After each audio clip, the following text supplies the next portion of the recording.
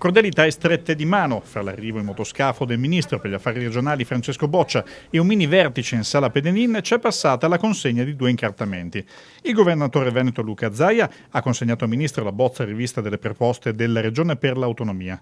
Boccia invece ha recapitato un documento con 36 rilievi alla precedente bozza regionale. Tuttavia, nonostante le distanze non certo relative, la ricerca di un'intesa è proceduta. Proporremo un modello che capovolge il meccanismo che finora è stato seguito. Era stato seguito un meccanismo che prevedeva: si parte, si definisce dopo un anno un percorso con i fabbisogni standard e dopo 3 anni si definiscono i livelli essenziali di prestazioni. Questo meccanismo per noi è inaccettabile.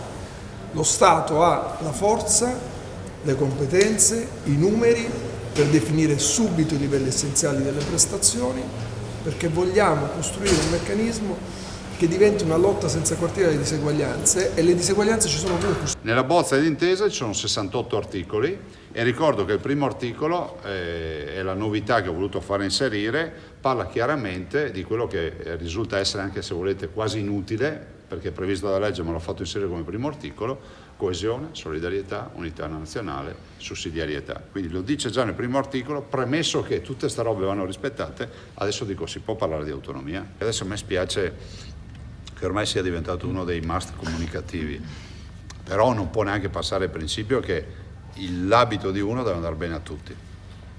Allora, se dimagrisci un po', magari puoi sfiancartelo un po' l'abito, puoi sistemartelo, ma tu non mi puoi ridurre di 3-4 taglie all'abito perché hai solo quello in magazzino, vuol dire che non sei un buon negozio. Nella sua opera di mediazione, il ministro Boccia apre un aspetto poco sentito in passato: applicare l'autonomia per tutte e 20 le regioni italiane. Non posso chiederlo a tutte, lo consiglio a tutte. 15 o 20? Sono 20 le regioni, 5 ce l'hanno già.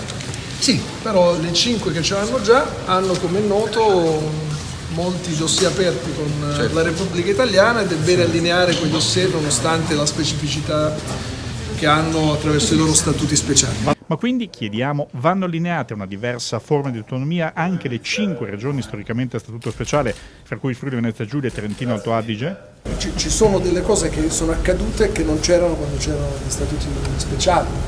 Penso all'impatto del capitalismo digitale nella società e alla gestione, per esempio, dei dati personali. Ci sono cose di cui non abbiamo parlato che cambieranno il funzionamento dello Stato e della pubblica amministrazione e non potevano esserci negli statuti speciali perché non ci sono nemmeno nella nostra Costituzione, e la politica ha il dovere di discutere anche di questo. E io penso che sia un'occasione anche per le regioni a statuto speciale per confrontarsi con il governo Conte quando avremo completato il confronto con tutte le regioni a statuto ordinario. Boccia ha anche definito irresponsabile lo scontro fra nord e sud per l'autonomia.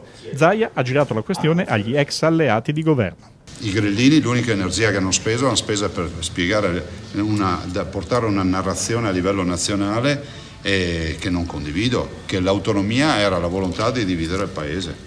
E questo ci ha penalizzato, perché mi metto nei panni di un cittadino del sud, di un disoccupato, di un cittadino che vede che i suoi servizi nella sua città al sud non funzionano e si sente dire da autorevoli esponenti del governo che l'autonomia è la secessione dei ricchi. È ovvio che signora Maria che è a casa qualche punto interrogativo se lo mette.